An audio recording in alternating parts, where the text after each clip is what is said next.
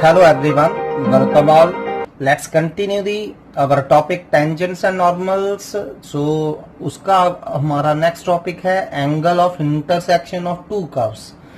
तो angle of intersection of two curves meaning अगर हमारे पास मान लीजिए दो कर्व्स हैं, एक ये कर्व है, ठीक है, एक ये कर्व है, and you wish to find the angle of intersection of these two curves.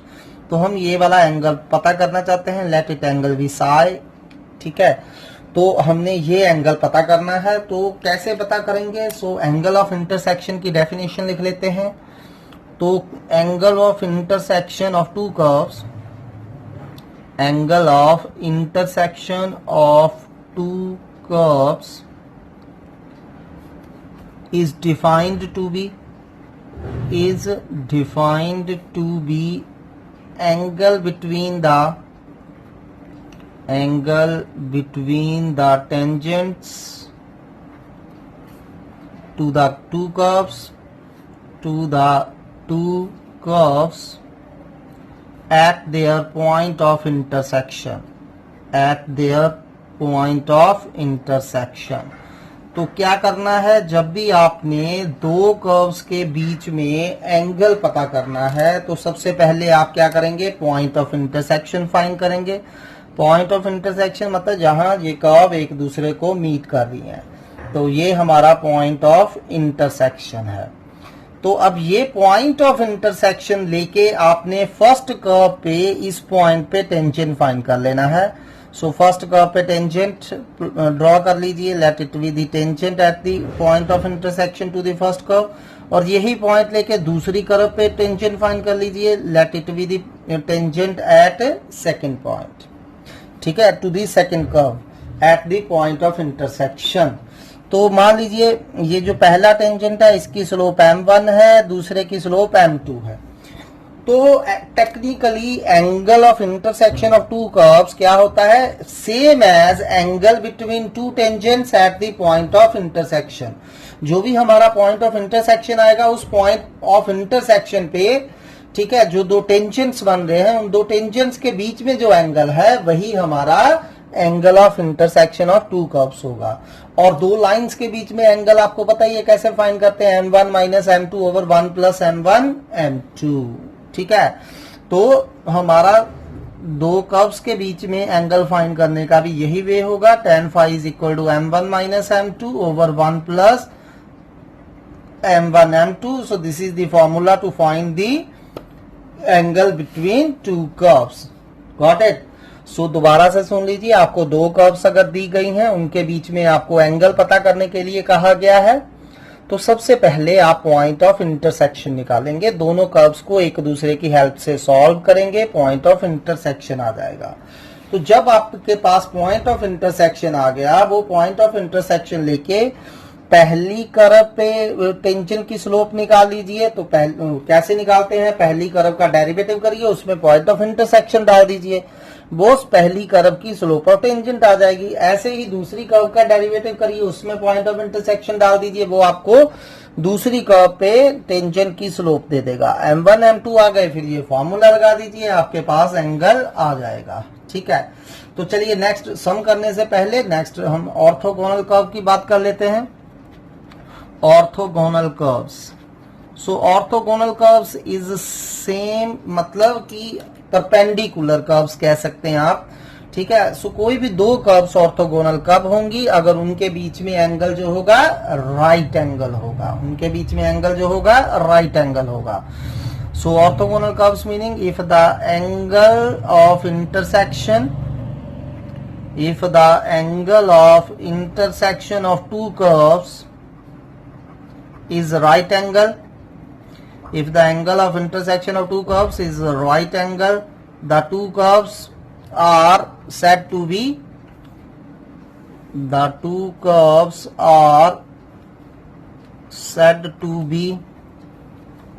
intersect orthogonally,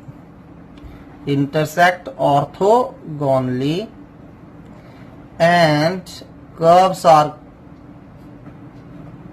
called orthogonal curves. Curves are called orthogonal curves. So ये आपने याद रखना है, जब भी आपको ऑर्थोगोनल कर्व्स दिया है मतलब उनके बीच में एंगल 90 डिग्री का है, या आपको प्रूव करना है कि कोई ऑर्थोगोनल कर्व्स है तो आप उनके बीच में एंगल ऑफ इंटरसेक्शन 90 डिग्री का शो कर दें। तो आप कैसे प्रूव करेंगे कि कर्व्स ऑर्थोगोनल है? तो उन दोनों की स्लोप्स का प्रोडक्ट, ठीक है, किसकी? टेंजेंट्स की slopes eight the point of intersection. क्योंकि मैंने आपको बताया कि चाहे कर्व्स के बीच में एंगल निकालिए, चाहे उन कर्व्स क्या पॉइंट ऑफ इंटरसेक्शन लेके टेंजेंट्स के बीच में एंगल निकालिए, एक ही बात है। तो वो जो टेंजेंट है एक दूसरे के परपेंडिकुलर होंगे, तो टेंजेंट की स्लोप्स का प्रोडक्ट क्या हो जाएगा? -1। सो m1 m2 क्या हो जाएगा? -1। ठीक है।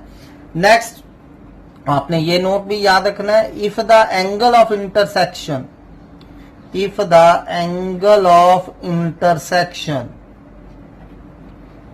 Of two curves is 0।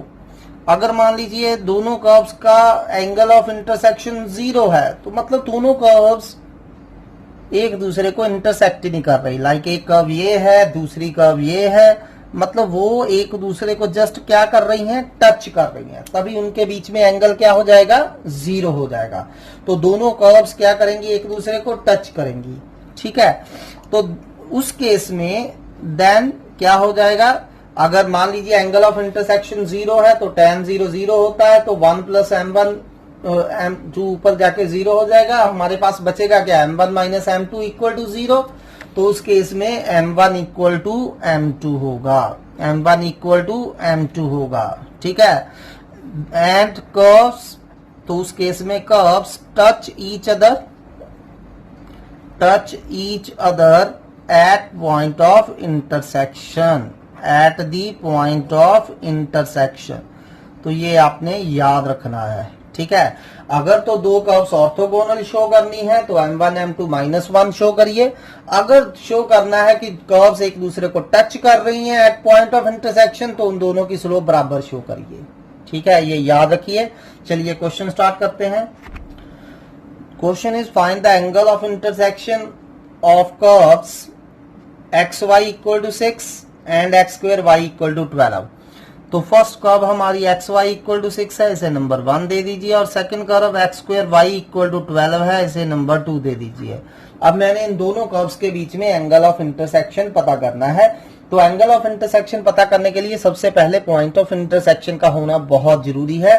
Point of intersection के लिए आप क्या करेंगे? इन दोनों दो इक्वेशन है x एंड y में, तो दोनों को सॉल्व करेंगे, आपके पास पॉइंट आ जाएगा। तो चलिए एक दूसरे को सॉल्व करते हैं एक दूसरे की हेल्प से। तो यहां से हम y निकाल लेते हैं, तो y हमारा 6/x आ रहा है नंबर 1 से। तो ये y की वैल्यू नंबर 2 में डाल दीजिए, तो x² इंटू y की जगह हम 6/x डाल देते हैं, इक्वल टू हमारा 12 आ रहा है। Got it? तो x से एक x जा रहा है, 6 से 12 जा रहा है, तो x हमारा 2 आ गया। तो ये x2 नंबर 1 में डाल दीजिए, तो नंबर 1 से y = 6/x था, तो 6/2 क्या आ गया? हमारा 3 आ गया। तो पॉइंट ऑफ इंटरसेक्शन हमारा आ चुका है दोनों कर्व का। पॉइंट ऑफ इंटरसेक्शन कितना आ गया? इसे हम P नाम दे देते हैं, 2,3। तो ये हमारा पॉइंट ऑफ इंटरसेक्शन आ गया।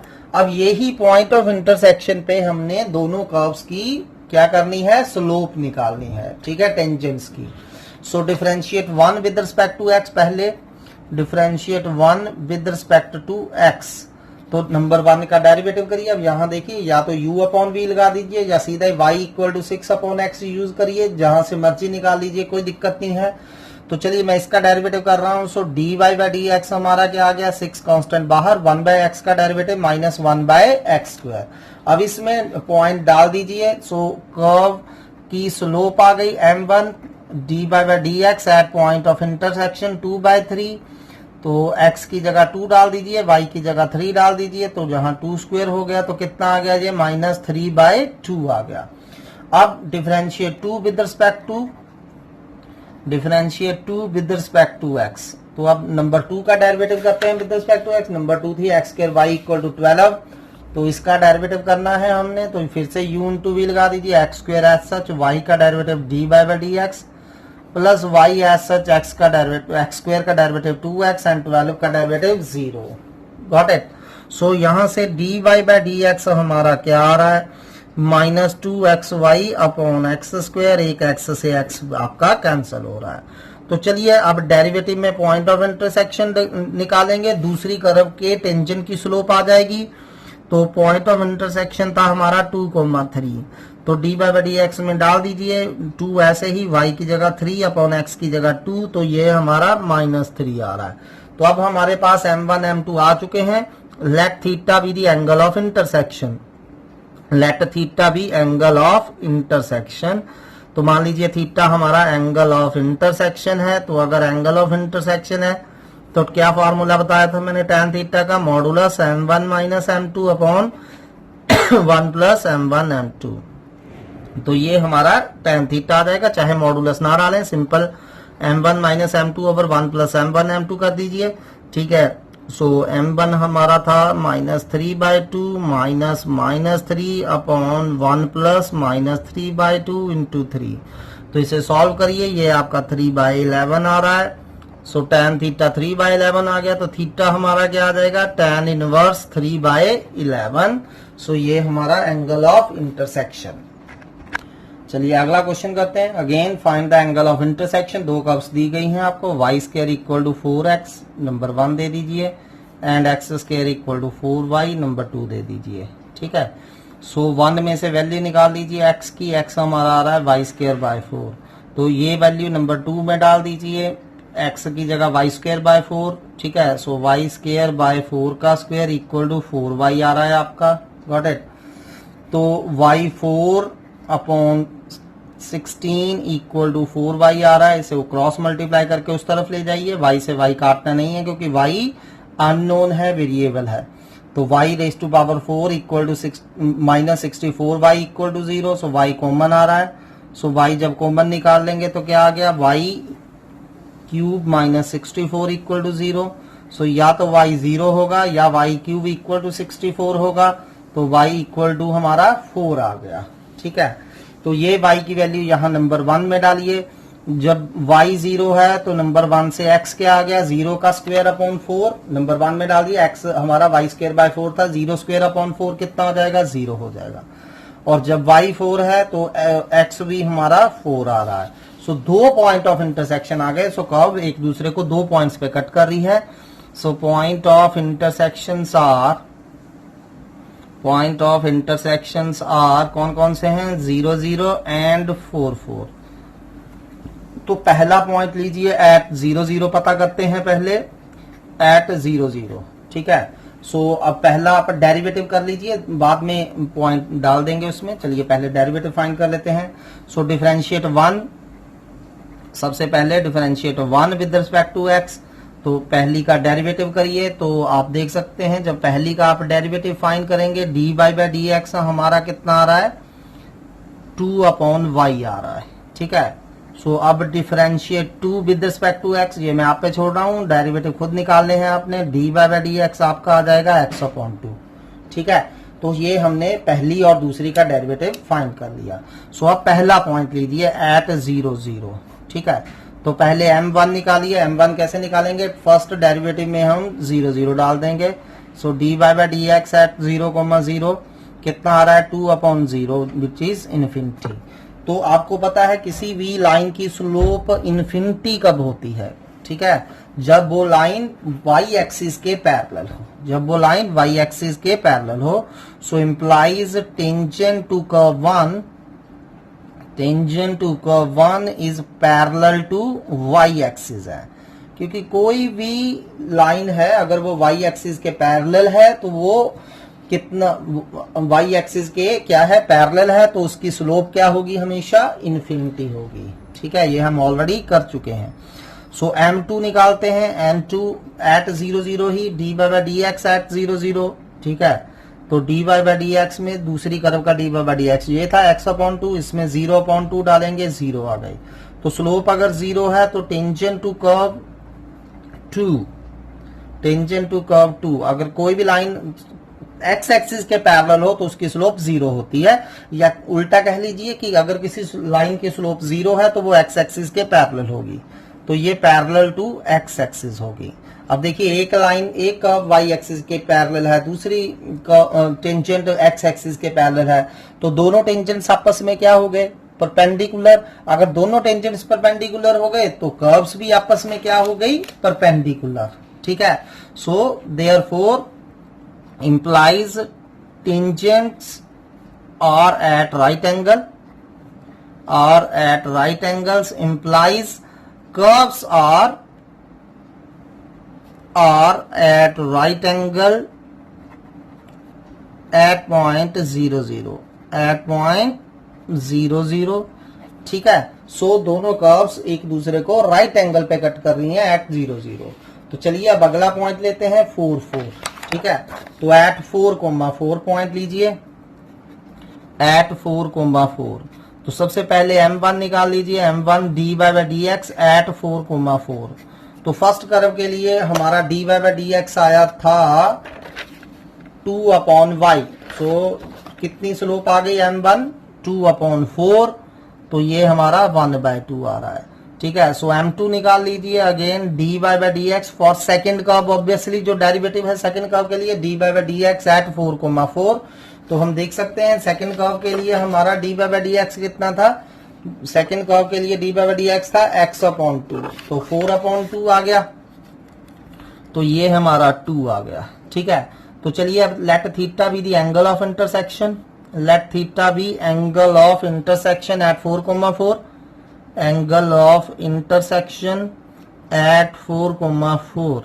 so therefore tangent theta क्या हो जाएगा, m1 minus m2 upon 1 plus m1 m2। ठीक है, का मॉडुलस, क्योंकि अगर नेगेटिव आ जाए तो आपने उसे पॉजिटिव कर देना है, बस इतना सा ख्याल रखना है। 2 minus 1/2 अपॉन 1 plus 2 into 1/2। ठीक है, इसे सॉल्व कर लीजिए तो ये आपका 3/4 आ रहा है, तो थीटा हमारा कितना आ गया, tan inverse 3/4। So this is angle of intersection at point 4,4। Similarly try next question जो 2016 में आया है, find the angle of intersection between curves y² = 4ax and x² = 4by other than origin. ठीक है, जब आप पॉइंट ऑफ इंटरसेक्शन निकालेंगे, एक उसमें से 0 0 आ जाएगा और दूसरा समथिंग एल्स आ जाएगा, तो आपने ओरिजिन पे नहीं निकालना है, ओरिजिन के अलावा पॉइंट ऑफ इंटरसेक्शन जो दूसरा पॉइंट आएगा वहां पॉइंट ऑफ इंटरसेक्शन निकालना है, जैसे प्रीवियस एग्जैक्टली प्रीवियस क्वेश्चन की तरह है, तो ये आपका आंसर आ जाएगा। ठीक है, तो चलिए नेक्स्ट क्वेश्चन करते हैं। Next question is again very important, काफी बारी आया है ये। Show that curves x = y² and xy = k cut at right angles if 8k² = 1। ठीक है, तो अब हमें क्या दिया है, दोनों कर्व्स, चाहे ऐसे लिखा हो कि दोनों कर्व्स राइट एंगल पे हैं, या ऐसे लिखा हो कि दोनों कर्व्स ऑर्थोगोनल है, वन एंड सेम थिंग है, दोनों का एक ही वे है। अब दोनों कर्व राइट एंगल पे हैं तो क्या होगा, दोनों का पॉइंट ऑफ इंटरसेक्शन निकाल के जब हम उस पॉइंट ऑफ इंटरसेक्शन को लेके टेंजेंट्स की स्लोप्स निकालेंगे तो उन टेंजेंट की स्लोप्स का प्रोडक्ट -1 होगा। ठीक है, इट इज मीन, ये आपको पता होना चाहिए। तो चलिए सबसे पहले पॉइंट ऑफ इंटरसेक्शन निकालते हैं। सो ये हमारी फर्स्ट कर्व है, ये हमारी सेकंड कर्व है। तो सेकंड कर्व में से आप सिंपली कोई एक वैल्यू निकाल लीजिए, y = k/x, इसे नंबर 1 में डाल दीजिए। सो x = k² / x² हो जाएगा, अगर मैं y = kx यहां डालूंगा। ठीक, तो x³ आपका k² आ रहा है, तो x आपका क्या आ रहा है, k⁻²/3। तो ये x आ गया, ये x यहां डाल दीजिए। ठीक है, नंबर 2 में, तो नंबर 2 में जब डालेंगे तो y हमारा k/x है, तो x की वैल्यू डाल दीजिए k/2/3 एंड 1 - 2/3 कितना होता है, 1/3। तो देयरफॉर पॉइंट ऑफ इंटरसेक्शन, तो आपका पॉइंट ऑफ इंटरसेक्शन जो है वो क्या आ गया, k⁻²/3, k⁻1/3। So this is point of intersection. अब ये पॉइंट ऑफ इंटरसेक्शन पे मैंने m1 एंड m2 फाइंड करना है, तो चलिए differentiate 1 with respect to x। तो पहले 1 का डेरिवेटिव करते हैं विद रिस्पेक्ट टू x, तो क्या आ रहा है, x का डेरिवेटिव 1 आ रहा है और y² का 2y dy/dx। 2y dy by dx। So dy by dx आपका आ गया 1/2y। ठीक है, इसमें पॉइंट ऑफ इंटरसेक्शन डाल दीजिए, आपको फर्स्ट कर्व की टेंजेंट की स्लोप मिल जाएगी। So dy by dx at k raise to power 2/3 comma k raise to power 1/3, तो ये आ रहा है 1/2y की जगह k रेज टू पावर 1/3 डाल दीजिए। चलिए अब differentiate 2 with respect to x, और 2 क्या थी हमारी xy इक्वल टू k, तो u इंटू v लगा दीजिए, x ऐसे ही y का derivative dy by dx, y ऐसे ही x का डेरिवेटिव 1 एंड k का डेरिवेटिव 0। कर्व क्या थी, xy इक्वल टू k थी, u इंटू v लगा दिया। ठीक है, चाहे यहां से सीधा निकाल लीजिए, choice yours. So dy by dx हमारा आ रहा है -y/x। कितना आ रहा है, -y/x। तो चलिए m2 निकालते हैं। m2 कैसे निकालेंगे, डेरिवेटिव में पॉइंट ऑफ इंटरसेक्शन डाल देंगे, k raise to power 2/3 comma k raise to power 1/3, तो कितना आ रहा है, k raise to power 1/3 upon k raise to power 2/3। फिलहाल इसे ऐसे ही छोड़ते हैं, बाद में देखते हैं सिंप्लीफाई करने के लिए। Now curves are at right angle, since curves are at right angle, तो कोई भी दो कर्व्स राइट एंगल पे कब होंगी, अगर पॉइंट ऑफ इंटरसेक्शन पे टेंजेंट्स राइट एंगल पे होंगे। तो अगर टेंजेंट्स राइट एंगल पे हैं तो m1 m2 कितना हो जाएगा, -1। तो m1 हम निकाल चुके हैं 1/2 k raise to power 1/3, 1/2 k raise to power 1/3 into m2 हम निकाल चुके हैं -k raise to power 1/3 upon k raise to power 2/3 equal to -1। अब माइनस माइनस आपस में कैंसल हो रहे हैं, k रेज टू पावर 1/3 से k raise to power 1/3 cancel हो रहा है, तो इसे क्रॉस मल्टीप्लाई करके ऊपर ले जाइए। So 1 equal to 2k raise to power 2/3 आ रहा है। तो now cubing both sides, so अब क्यूब कर दीजिए दोनों साइड्स। तो जब क्यूब करेंगे 1 का क्यूब तो 1 रहेगा, 2 का क्यूब 8 और यहाँ k स्क्वायर, तो हमारा क्या आ रहा है result, 1 equal to 8k² which we have to show कि कोई भी कर्व इंटरसेक्ट कब करेंगे राइट एंगल पे, अब 8k² इक्वल टू 1 होगा। चलिए अगला करते हैं, find values of p for which curves x² equal to 9p into 9 - y and x² equal to p into y plus 1 cut each other at right angles. तो हमने p की value find करनी है अगर ये दोनों कर्व्स एक दूसरे को राइट एंगल पे कट कर रही हैं। ठीक है, तो चलिए फिर से हमें पता है कोई भी दो कर्व्स राइट एंगल पे कब कट करती हैं, अगर पॉइंट ऑफ इंटरसेक्शन पे टेंजेंट्स आपस में राइट एंगल पे हों, यानी कि m1 m2 -1 हो। तो चलिए सबसे पहले हम पॉइंट ऑफ इंटरसेक्शन निकालते हैं। तो अब देखिए फ्रॉम 1 and 2 इक्वेट कर दीजिए, ये भी x² है, ये भी x² है, तो दोनों राइट हैंड साइड भी आपस में इक्वल होंगी। सो 9p इंटू 9 - y किसके इक्वल आ जाएगा, p इंटू y प्लस 1 के इक्वल आ जाएगा। सो p से आपका p कैंसल हो रहा है। ठीक है, तो चलिए अब सॉल्व करिए, 81 - 9y equal to y plus 1 आ रहा है, तो 80 इक्वल टू हमारा 10y आ रहा है, तो y हमारा कितना आ गया, 8 आ रहा है। तो ये y8 चाहे 1 में डालिए चाहे 2 में डालिए, सो 1 में डाल दीजिए। सो x² हमारा 9p इंटू 9 - 8, 9 - 8 कितने होते हैं, 1, तो कितना आ गया, x² इक्वल टू 9p आ गया। सो x इक्वल टू 3√p आ रहा है प्लस माइनस। ठीक है, तो पॉइंट ऑफ इंटरसेक्शन आर कौन कौन से आगे, x अगर पॉजिटिव 3√p है कोमा 8 और दूसरी बार नेगेटिव 3√p कोमा 8 आ रहा है, तो ये हमारे पॉइंट ऑफ दो इंटरसेक्शन आगे हैं। तो हमने p निकालना है, तो हमें कर्व राइट एंगल पे दी गई है। ठीक, सो चलिए differentiate 1 with respect to x। तो पहले डेरिवेटिव निकाल लेते हैं, फिर दोनों पॉइंट्स लेके बारी बारी से उनकी स्लोप फाइंड करते हैं। So differentiate 1 with respect to x। So 1 का डेरिवेटिव करिए केयरफुली, 1 थी हमारे पास ये, अब x² का डेरिवेटिव कितना हो जाएगा, 2x equal to 9p constant बाहर और अंदर है 9 - y, 9 का 0 और -y का -dy/dx। तो आप देख सकते हैं dy/dx मेरा कितना आ रहा है, -2x upon 9p first curve से।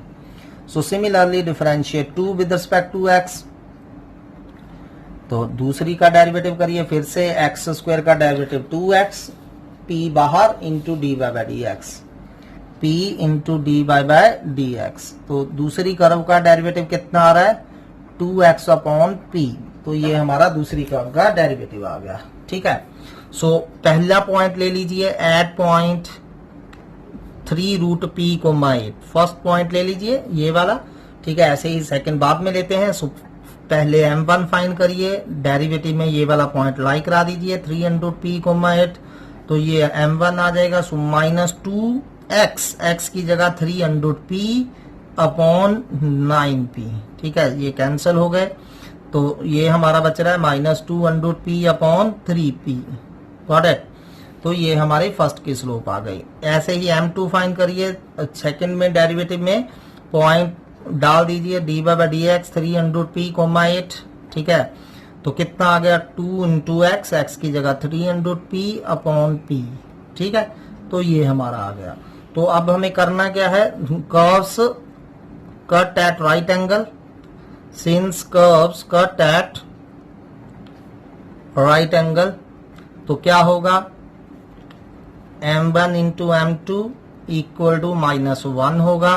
तो चलिए दोनों का प्रोडक्ट -1 करिए, -2 into p upon 3p into 2 into 3 into p upon p equal to -1। Minus से माइनस कट रहा है, देखिए under root p into under root p होता है, p से p कैंसल, 3 से 3 कैंसल, माइनस से माइनस कैंसल, ये p ऊपर चला गया, तो p हमारा कितना आ रहा है 4।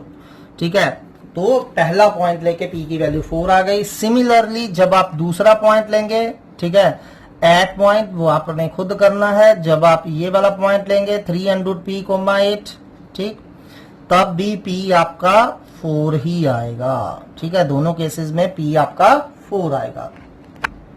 Next question is show that the condition that curves ax square plus by square equal to 1 and a dash x square plus b dash y square equal to 1 should intersect orthogonally is that 1 by a minus 1 by b is equal to 1 by a dash minus 1 by b dash। तो ये NCERT exemplar से सम है, तो चलिए करते हैं। अब मुझे क्या दिया है, दोनों कर्व्स ऑर्थोगोनली इंटरसेक्ट कर रही हैं। अगर दोनों कर्व्स ऑर्थोगोनली इंटरसेक्ट कर रही हैं तो पॉइंट ऑफ इंटरसेक्शन पे टेंजेंट्स भी राइट एंगल पे होंगे, यानी कि m1 m2 -1 होगा। तो अब यहाँ आपने पॉइंट ऑफ इंटरसेक्शन नहीं निकालने बैठना है, क्योंकि बहुत काफी डिफिकल्ट सा हो जाएगा। ठीक है, आपने लेट कर लेना है, rather let point of intersection of curves 1 and 2, ठीक है, गिवन कर्व्स को 1 एंड 2 दे दीजिए, इज x1 कोमा y1। तो मान लेते हैं कि point of intersection x1 y1 है, रेदर कि मैं उनको फाइंड करूं, मैंने लेट कर लिया। ठीक है, तो अगर x1 y1 point of intersection है तो दोनों कर्व्स के ऊपर होना चाहिए।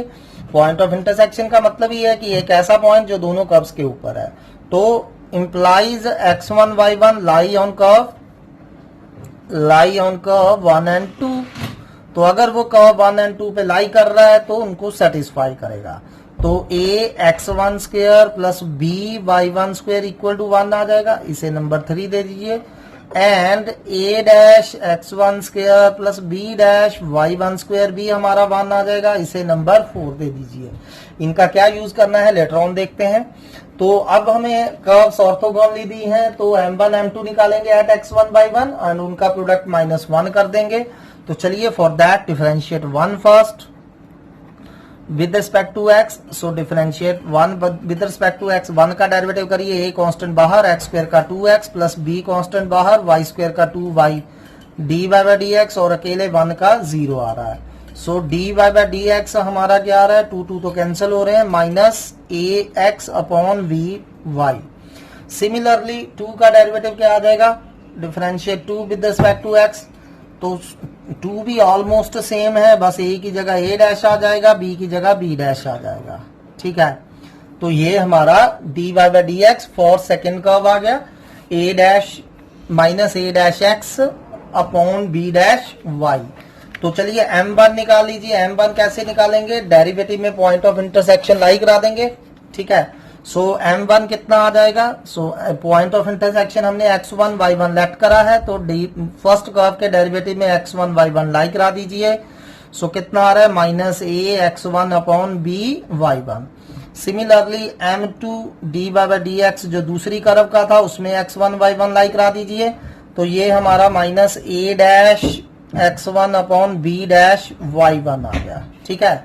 सो curves are orthogonal, curves are orthogonal, ये आपको दिया है। तो अगर ऑर्थोगोनल है तो m1 m2 दोनों का प्रोडक्ट -1 हो जाएगा। तो चलिए प्रोडक्ट करिए इनका, minus a x upon b y one into minus A dash x1 upon B dash y1 equal to -1 हो गया। ये माइनस माइनस प्लस हो गए हैं, तो हमारे पास क्या आ रहा है, A dash x1 square equal to minus B dash y1 square. तो ये हमारे पास नंबर 5 आ गया, ठीक है। अब मैंने जो लेफ्ट करा था अपने आप से पॉइंट x1 y1 उसे मुझे एलिमिनेट करना है। तो x1 y1 में मेरे पास ये इक्वेशंस है 1 2 3। तो आप इनको जो मर्जी करिए, मल्टीप्लाई ऐड सब्ट्रैक्ट जो करना चाहते हैं करिए, और इनमें से x dash y dash eliminate करिए। तो मेरे पास एक ये रिजल्ट आया, A dash x1 square equal to minus B dash y1 square. तो और दो रिजल्ट मेरे पास ये है। तो देखिए पहले मैं क्या करता हूं, इन दोनों में से थर्ड में से 4 माइनस कर देते हैं ताकि सिर्फ x1 स्क्वायर और y1 स्क्वायर में आ जाए। जरूरी नहीं है आपने ऐसे ही करना है, आप अपने वे से भी कर सकते हैं। तो 3 माइनस 4 कर रहा हूं मैं। तो नंबर 3 में से नंबर 4 माइनस करिए। देखिए मैं इसमें से ये माइनस कर करके लिख रहा हूं। तो दिस माइनस दिस, इन दोनों में से x1 स्क्वायर कॉमन आ जाएगा। क्या बच जाएगा, a minus A dash x1 square, ठीक है, प्लस b minus B dash y1 square, b minus B dash y1 square equal to 1 minus 1 क्या आ जाएगा, 0।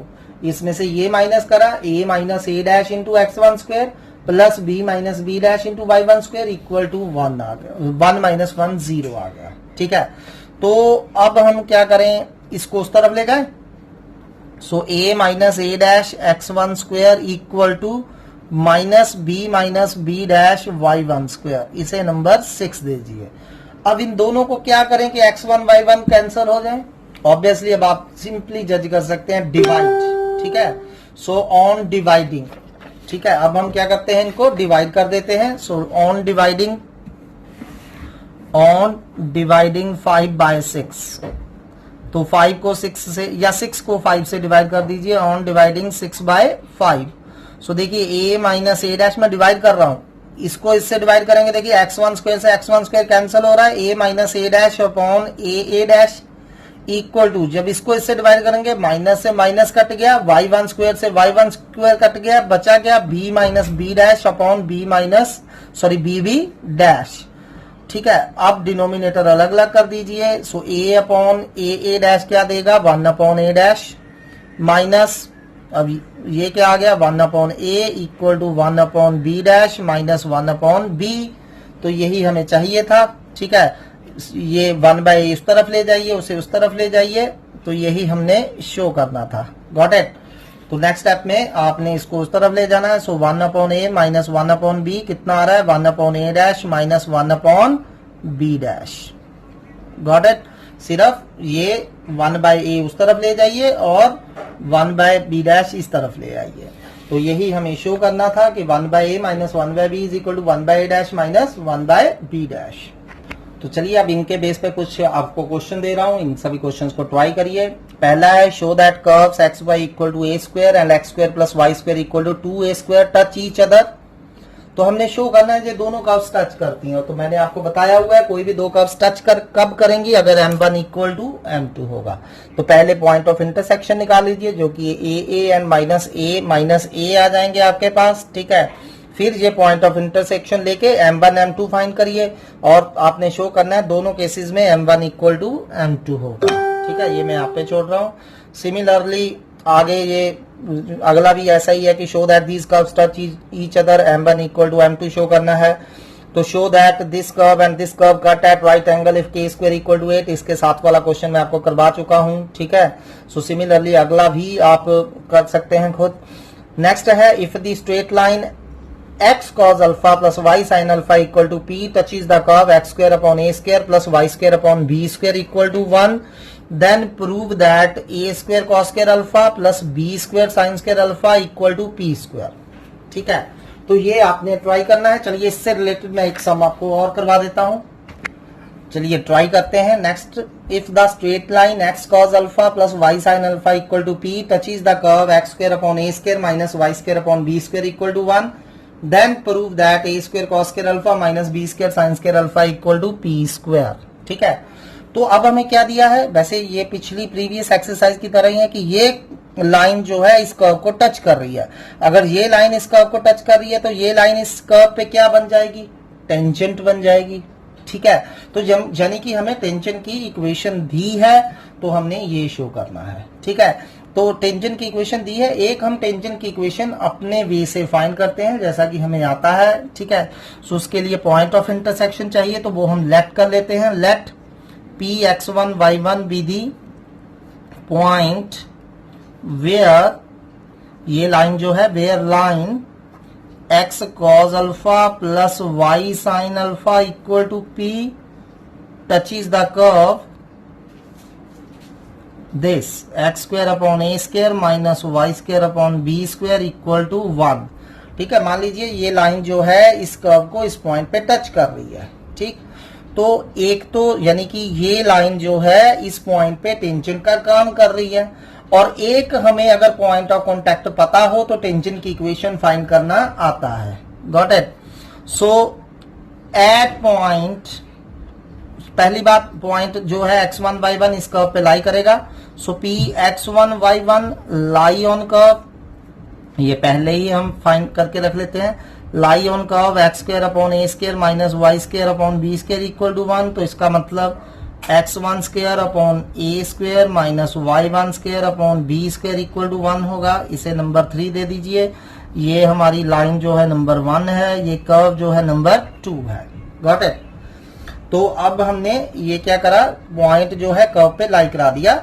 तो ये लाइन जो है हमें दी है नंबर 1 लाइन जो है x cos alpha plus y sin alpha equal to p, इस लाइन को टच कर रही है इस पॉइंट पे ही, तो ये लाइन जो है टेंजेंट का काम करेगी, ठीक है। और दूसरा मुझे एक टेंजेंट की इक्वेशन फाइंड करने का वे भी आता है, ठीक है। सो पहले मैं एट x1 y1 इस कर्व के लिए टेंजेंट की इक्वेशन फाइंड करूंगा।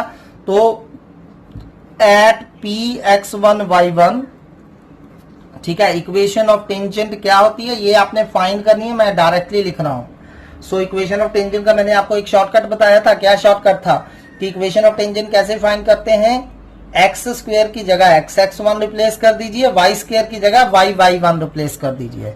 सो equation of tangent x x1 minus y y1 upon a square upon b square equal to 1 आ जाएगी, ठीक है। ये आपने सीधा नहीं लिखना है एग्जाम में, प्रॉपर करना है। पहले कैसे, पहले इस कर्व का डेरिवेटिव करेंगे, फिर उस डेरिवेटिव में पॉइंट p x1 y1 लाई कराएंगे, स्लोप ऑफ टेंजेंट फाइंड करेंगे, फिर इक्वेशन ऑफ टेंजेंट का फॉर्मूला लगाएंगे y minus y1 equal to slope x minus x1, ठीक है। तो फिर ये आपके पास इक्वेशन ऑफ टेंजेंट बनेगी। फिलहाल मैं सीधा लिख रहा हूं बाय शॉर्टकट, ठीक है। तो ये आपकी इक्वेशन ऑफ टेंजेंट आ गई एट पॉइंट x1 y1, लेकिन ये भी तो इक्वेशन ऑफ टेंजेंट ही थी x1 y1, ठीक है। Also x cos alpha minus x cos alpha plus y sin alpha equal to p is equation of tangent at x1 y1, at x1 y1। ये भी tangent था, ये भी tangent है same point पे, तो यानी कि ये दोनों सेम लाइन रिप्रेजेंट कर रही हैं, ठीक है। implies both represent same line, both represent same line।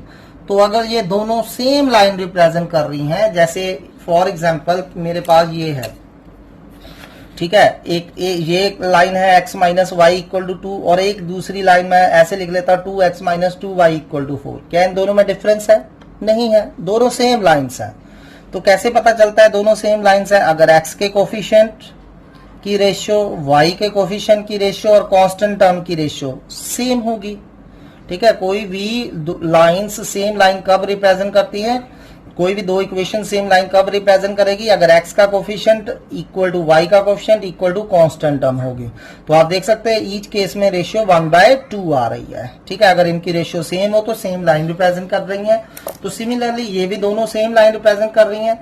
तो क्या हो जाएगा, x के कोफिशिएंट की रेशियो यानी कि x1 upon a square upon cos alpha equal to y1 minus y1 upon b square upon sine alpha equal to 1 upon p होगा।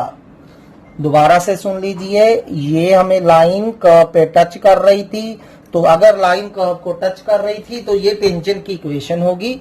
तो मैंने जहां कर्व ये टच कर रही है वो पॉइंट x1 y1 ले लिया, उसी पॉइंट x1 y1 पे मैंने अपने वे से इक्वेशन ऑफ टेंजेंट निकाल ली। तो ये भी टेंजेंट की इक्वेशन है, ये भी टेंजेंट की इक्वेशन है, दोनों सेम लाइन रिप्रेजेंट कर रही हैं।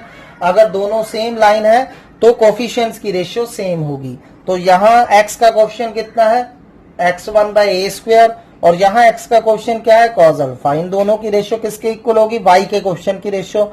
यहाँ y का कोफिशिएंट कितना है, minus y1 upon b square, और यहाँ y का कोफिशिएंट कितना है, साइन अल्फा इक्वल टू किसके होंगी, कांस्टेंट टर्म। यहाँ कांस्टेंट टर्म कितनी है, 1, और यहाँ कांस्टेंट टर्म कितनी है, p। Got it. तो अब आपने करना क्या है, यहां से x1 और y1 निकाल लीजिए। देखिए ये तीनों इक्वल है, तो ये इसके इक्वल होगा और ये इसके इक्वल होगा। तो जब मैं इसको इससे इक्वेट कराऊंगा तो x1 आपका कितना आ रहा है, cos अल्फा ऊपर चला गया। ठीक है, सो ये a स्क्वायर cos अल्फा पूरा का पूरा ऊपर चला जाएगा अपॉन p। सो x1 आपका आ रहा है a square cos alpha upon p। तो सिमिलरली यहां से y1 कितना आ रहा है, माइनस उधर चला जाएगा, ये b square upon sine alpha ऊपर चला जाएगा, minus b square sine alpha upon p आ रहा है। ठीक है, तो ये x1 y1 की वैल्यूज आ गई। अब इन दोनों वैल्यूज को नंबर 3 इक्वेशन में डाल दीजिए। फ्रॉम 3, तो 3 में डाल दीजिए। 3 हमारे पास थी x1 square upon a square minus y1 square upon b square equal to 1। तो x1 का स्क्वायर 1/a स्क्वायर ऐसे ही लिख लीजिए, इंटू x1 का स्क्वायर करिए, a4 cos square alpha upon p square minus 1/b square ऐसे ही लिख लीजिए, y1 स्क्वायर करिए, ये y1 है, स्क्वायर करेंगे तो माइनस का स्क्वायर पॉजिटिव हो जाएगा, b4 sine square alpha upon p square equal to 1। ठीक है, ये कैंसिल हो रहा है a स्क्वायर, तो क्या बच गया, a square cos square alpha, p square दोनों का क्रॉस मल्टीप्लाई करके उधर ले जाते हैं, v स्क्वायर से b4 कैंसिल होके b square sine square alpha equal to p square, और यही हमें शो करना था, हैंस प्रूफ। ठीक है, सो ध्यान से करिए और जो क्वेश्चन मैंने दिए हैं उनको कंप्लीट करिए। तो ये हमारा चैप्टर था टेंजेंट एंड नॉर्मल। सो इसी के साथ हमारी एप्लीकेशन ऑफ डेरिवेटिव कंप्लीट हो रही है। सो कल हम इंटीग्रेशन शुरू करेंगे। Thanks for today.